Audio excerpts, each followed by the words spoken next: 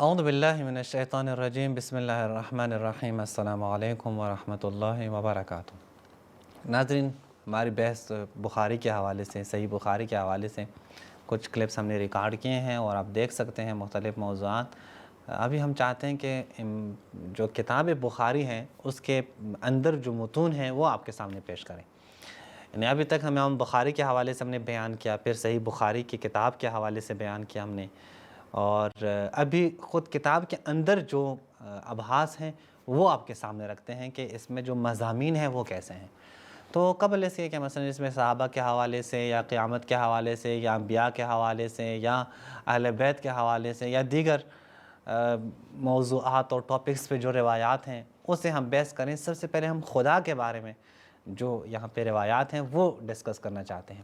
اچھا، جو توحید میں جو ابحاث ہیں وہ رؤیت الہی ہے، کیا خدا کو دیکھا جا سکتا ہے یعنی انہی آنکھوں سے؟ تو دیکھیں، بات یہ ہے کہ آپ کبھی بھی انہی آنکھوں سے خدا کو نہیں دیکھ سکتے، آپ کے انبیاء بھی نہیں دیکھ سکتے، یعنی انبیاء بھی نہیں دیکھ سکتے۔ حضرت موسیٰ نے جا کے کہا کہ میں دیکھنا چاہتا ہوں، لیکن وہ نہ دیکھ سکے۔ قرآن مجید کے کچھ آیات میں آپ کے سامنے رکھتا ہوں۔ یہ ہے سورہ انعام کی آیت نمبر 103، سورہ انعام آیت 103، اگر دکھا دیں آپ کو اسکرین پر، سورہ انعام آیت نمبر 103۔ یہ دیکھیں، یہاں پہ اللہ تبارک و تعالیٰ کیا کہتے ہیں؟ لا تدرکہ الابصار وہو یدرک الابصار۔ ابصار اللہ کو درک نہیں کر سکتے، آنکھیں اللہ کو درک نہیں کر سکتے۔ یہ ایک بالکل یعنی واضح لفظ ہے، اب اس میں کوئی تعویل یا کوئی ایسی بات تو نہیں ہے۔ ایک اور آیت بھی آپ دیکھیں، یہ سورہ اعراف کی آیت ہے، سورہ اعراف کی آیت ہے، آیت نمبر 143۔ یہاں پہ اللہ تعالیٰ کیا کہتے ہیں؟ وَلَمَّا جَاءَ مُوسَىٰ لِمِيقَاتِنَا، جب موسیٰ ہم سے ملنے آئے، وَكَلَّمَهُ رَبُّهُ، اور اللہ نے اسے کلام کیا، قال، تو حضرت موسیٰ نے کیا کہا؟ رب ارنی انظر الیک، میرے رب مجھے خود کو دکھاؤ، یعنی میں چاہتا ہوں کہ میں تجھے دیکھ لوں، تمہیں دیکھنا چاہتا ہوں۔ قال لن ترانی، تو اللہ کا فرمان آیا، اے موسیٰ ہرگز تم مجھے نہیں دیکھ سکتے، وَلَكِنِ انظُرْ إِلَى الْجَبَلِ، یہ پہاڑ کی طرف دیکھیں، فَإِنِ اسْتَقَرَّ مَكَانَهُ، اگر یہ پہاڑ اپنی جگہ پہ مستقر رہا تو فَسَوْفَ تَرَانِی، پھر تم مجھے دیکھ سکو گے۔ فَلَمَّا تَجَلَّى رَبُّهُ لِلْجَبَلِ، جب اللہ جو ہے اس نے تجلی کیا اس پہاڑ پر، تو جَعَلَهُ دَكًّا وَخَرَّ مُوسَىٰ صَاعِقًا، تو پہاڑ ریزہ ریزہ ہوا اور حضرت موسیٰ کیا ہوئے؟ وہ یعنی بے ہوش ہو گئے۔ فَلَمَّا آفَاق، جب وہ ہوش میں آئے حضرت موسیٰ، قال، تو حضرت موسیٰ نے کیا؟ سبحانک تبت الیک وانا اول المؤمنین، پاک و منزہ ہے آپ، پاک و منزہ ہے تو اے اللہ، میں اپنی اس بات سے توبہ کرتا ہوں، میں نہیں کہوں گا اے اللہ مجھے اپنا جلوہ دکھا دو، اے اللہ مجھے خود کو دکھاؤ، میں تجھے دیکھنا چاہتا ہوں، میں سب سے پہلا مومن ہوں۔ لیکن میرے بھائیوں، اگر آپ بخاری کی طرف دیکھیں وہاں کچھ اور ہے، اور اہل سنت کہتے ہیں کہ ہم قیامت میں اللہ کو دیکھ لیں گے انہی آنکھوں کے ساتھ۔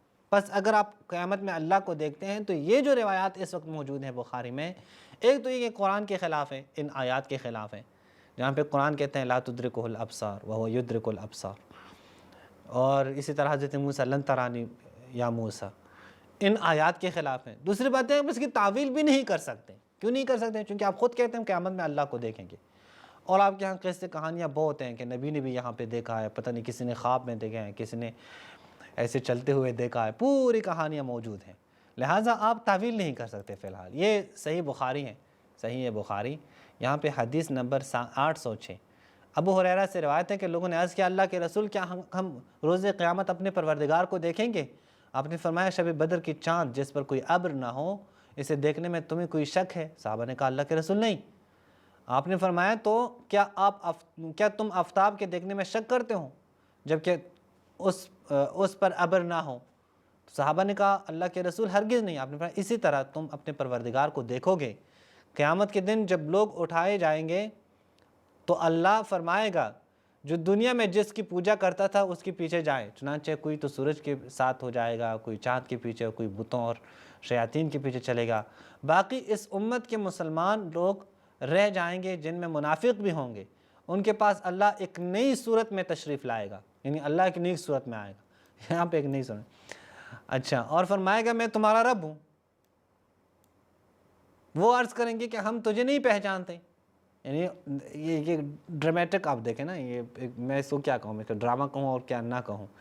اللہ آئے گا، لوگ پورے محشر میں ہوں گے، اور سارے کے سارے جو ہے، کوئی سورج کی عبادت کر رہا ہوگا، کوئی سورج کے پیچھے چلے گا، کوئی چاند کے پیچھے، کوئی جس نے جس کی عبادت کی ہے دنیا میں وہ اس کے پیچھے چلے گا. مسلمان رہ جائیں گے منافقین کے ساتھ. تو اللہ آئے گا، اللہ کہے گا کہ میں تمہارا رب ہوں، لوگ ہم تو نہیں پہچانتے. اسی جگہ کھڑے رہیں گے.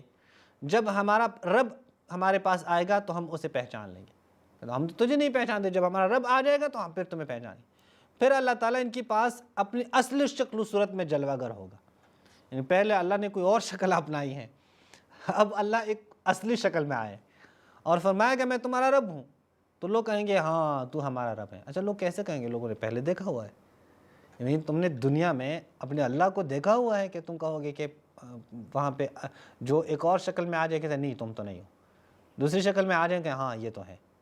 اور اللہ کو اس پہلی شکل میں آنے کی ضرورت کیا ہے؟ جب اللہ کو پتہ ہے یہ مجھے پہچان لگے کہ میں اصلی شکل میں نہیں ہوں، تو کیوں ایک نقلی شکل میں آ رہا ہے اللہ؟ ایک عجیب سی بات ہے. پھر اللہ تعالیٰ انہیں بلائے گا، اس وقت جہنم کی پوشت پر پل رکھ دیا جائے گا، جس سے پہلے میں اپنی امت کے ساتھ اس پر سے گزروں گا، اور اس روز رسولوں کے علاوہ کسی اور کو کلام کی ہمت اور طاقت نہ ہوگی. اس روز رسول کہیں گے الہی سلامتی دے، سلامتی دے. ایک اور روایت آپ دیں گے. یہ سارے جو ہے نا آپ روایات 1145 نمبر جو روایت ہے. یہاں پہ کہتے ہیں کہ حضرت ابو ہریرہ کہتے ہیں رسول اللہ نے فرمایا ہمارا بزرگ و برتر پروردگار ہر رات آسمانی دنیا پہ نزول فرماتا ہے. جب رات کی آخری تہائی باقی رہ جاتی ہے اور آواز دیتا ہے کوئی ہے جو مجھ سے دعا کرے میں اسے قبول کروں، کوئی ہے جو مجھ سے مانگے میں اسے عطا کروں، کوئی ہے جو مجھ سے مغفرت طلب کرے تو میں اسے معاف کر دوں. اچھا، یہاں پہ اگر آپ تعویل کریں، اب بنیاد ٹھیک ہو تو تب اب تعویل کریں کہ نہیں یہ جو کہا گیا ہے کہ اس دنیا کے آسمان پہ آئے گا، یعنی رحمت کی نظر کرے گا، وہ رحمت کے دروازے کھول دے گا اور پھر لوگوں کو کہے گا کوئی ہے جو رحمت لے لیں، کوئی ہے جو استغفار لے لیں، تو کوئی مسئلہ نہیں ہے، روایت ماننے میں کوئی مسئلہ نہیں ہے. لیکن عجیب ہے کہ یہاں پہ اب فائدے میں دیکھیں خود اہل سنت کیا کہتے ہیں، اللہ تعالیٰ کا اپنے عرش معلیٰ سے آسمان دنیا پہ بلا تعویل و تکیف اترنا برحق ہے. یعنی اللہ تعالیٰ خود آ کے اس دنیا کے آسمان پہ آئے گا. جس طرح اس ذات کا عرش عظیم پر مستوی ہونا برحق ہے، یعنی ابھی تک وَهُوَ عَلَى الْعَرْشِ اسْتَوَىٰ مانا نہیں کر سکتے اہل سنت. کوئی کہتے ہیں وہ ایسے ہی مستوی ہے جیسا اس کا حق ہے، کوئی کہتا ہے نہیں وہ باقاعدہ وہاں پہ بیٹھا ہوا ہے، کوئی کہتا ہے نہیں یہ مت کہیں کہ وہاں بیٹھا ہوا. وہ ایک بحث ہے ان کے ہاں. ہمارے اسلاف کا عقیدہ ہے کہ اس قسم کے صفات کو ظاہری معنی پر ہی محمول کیا جائے گا، تعویل نہیں کر سکتے.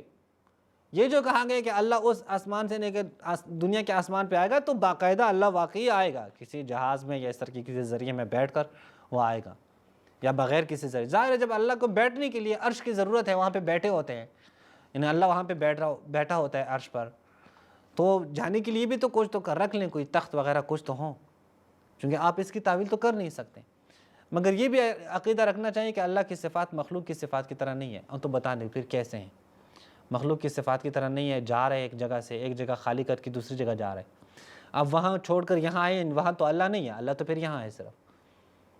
تو میں کیسے؟ مخلوق بھی تو یہ مخلوق بھی تو ایسے کرتے ہیں. میں اگر یہاں پہ موجود نہیں ہوں، باہر چلا جاؤں، تو یعنی میں یہاں پہ پھر نہیں ہوں، میں باہر ہوں. میں ایک ہی جگہ پہ دونوں ایک ہی ٹائم پہ دونوں جگہ تو نہیں ہو سکتا. اچھا، یہاں پہ ایک اور روایت بھی آپ دیکھیں. یہ روایت نمبر ہے 4581 پہ. یہاں پہ آپ دیکھیں، یہاں پہ کہتے ہیں اس وقت ان کے پاس اللہ تعالیٰ ایک صورت میں جلوہ گر ہوگا جو اس پہلی صورت سے ملتی جلتی ہوگی قیامت کے دن، جسے وہ دیکھ چکے ہوں گے. ان لوگوں سے کہا جائے گا کہ تم کس کے انتظار میں کھڑے ہو؟ ہر امت تو اپنے معبود کے ساتھ چلی گئی. وہ عرض کریں گے ہمیں دنیا میں جہاں لوگوں کی زیادہ ضرورت تھی اس وقت تو ہم نے ان کا ساتھ نہ دیا، تو اس وقت کیوں دے؟ یعنی دنیا میں لوگوں کی ضرورت تھی، لوگ کس کی عبادت کرتے تھے، ہم نے ان کا ساتھ نہیں دیا، اللہ کی عبادت کی. اب یہاں پہ ہم دیکھتے ہیں کہ یہاں پہ سب لوگ اپنے معبود کے ساتھ جائیں، تو ہم کیوں، جب دنیا میں ہم نے ان لوگوں کا ساتھ نہیں دیا تو یہاں پہ کیوں ساتھ دیں؟ بلکہ ہم تو اپنے سچے پروردگار کا انتظار کر رہے ہیں. یعنی یہاں پہ کیا، یہاں پہ وہ دوسرے جلوے میں آ رہے ہیں جو پہلے جلوے سے مختلف ہیں، تھوڑے کچھ مشابہ ہیں، اور یہاں پہ کہتے ہیں کہ وہ دوسرے جلوے میں بھی نہیں دیکھ رہا ہے. کہتے ہیں نہیں ہم اپنے پروردگار کے انتظار میں. اس وقت پروردگار کہے گا، فرمائے گا میں تمہارا رب ہوں. پھر سب 2 یا 3 بار یوں کہیں گے ہم اللہ کے ساتھ کسی کو شریک نہیں ٹھہراتے، ہم اللہ کے ساتھ کسی کو شریک نہیں ٹھہراتے. یہ ایک اور روایت آپ دیکھیں 4848 پہ. حضرت انس سے روایت ہے، وہ نبی سے بیان کرتے ہیں، آپ نے فرمایا جہنمی دوزخ میں ڈالے جائیں گے تو دوزخ یہی کہتے رہے گی کچھ اور بھی ہے، یہاں تک کہ اللہ رب العزت اپنا قدم اس پر رکھ دے گا، اس وقت وہ کہے گی بس بس میں بھر گئی۔ یعنی یہاں پہ وہ تو پہلے اللہ کو انہوں نے اپنے سامنے بٹھایا نا، ایک شکل میں لا کر، پھر دوسری شکل میں لا کر، یہاں پہ کیا ہے، یہاں پہ وہ جہنم پہنچا دیا، اپنا پاؤں بھی جہنم میں اللہ رکھ دے گا، اور پھر جہنم بھی کہے گی بس کافی ہے، بس مجھے بہت سارے لوگوں کی ضرورت تھی کہ وہ جہنم میں آ جائیں، لیکن اے اللہ تو نے جب پاؤں رکھ دیا تو بس اب اس میں کوئی اور جگہ نہیں ہے۔ یعنی چونکہ تعویل نہیں کر سکتے میرے بھائی، اگر کوئی کہے نا کہ اس دنیا میں اس دنیا میں کہیں پر بھی ہم اللہ کو دیکھ سکتے ہیں، تو ان روایات کی تعویل کا حق ان کے پاس نہیں ہے۔ اچھا پھر آپ دیکھیں حدیث نمبر جو ہے، معذرت یہ میں تھوڑا سا لے کے آؤں، حدیث نمبر جو ہے وہ 4919 پہ حضرت ابو سعید خدری سے روایت ہیں، انہوں نے کہا میں نے نبی کو یہ فرماتے ہوئے سنا، قیامت کے دن اللہ تعالیٰ اپنی پنڈلی کو کھولے گا تو ہر مومن مرد اور مومن عورت اس کو سجدہ کریں گے، اور جو دنیا میں ریاکاری اور شہرت کے لیے سجدے کرتے تھے وہ باقی رہ جائیں گے۔ ریاکار سجدہ کرنے کی کوشش کریں گے تو ان کی کمر ایک تختہ بن جائے گی، یعنی کمر ایک تختہ بن جائے گی۔ یعنی عجیب ہے، یہاں پہ کہہ رہے ہیں کہ اللہ تعالیٰ جو ہے وہ اپنی پنڈلی دکھا دے گا، لوگ جب پنڈلی دیکھ لیں گے تو ہاں یہ ہمارا اللہ، ہم نے ان کی پنڈلی دیکھا۔ تمہیں کیسے پتہ چلے گا کہ اللہ کی پنڈلی ہے؟ پہلے تم نے اللہ کے ہاتھ ہیں، اللہ کی انگلیاں ہیں، اللہ عرش پہ بیٹھتا ہے، اللہ تھک جاتا ہے، اللہ سوتا ہے، یہ ساری باتیں تو آپ کی کتابوں میں بھری پڑی ہیں، لیکن میں علماء کے اقوال میں نہیں لا رہا ان کو، میں صرف اور صرف آپ کے بخاری کی روایت پیش کر رہا ہوں۔ تمہیں کیسے پتہ چلے گا کہ یہ جس شخص نے پنڈلی میں دکھائی ہے یہی اللہ ہے؟ پنڈلی تم نے اللہ کی پہلے دیکھی ہے کیا؟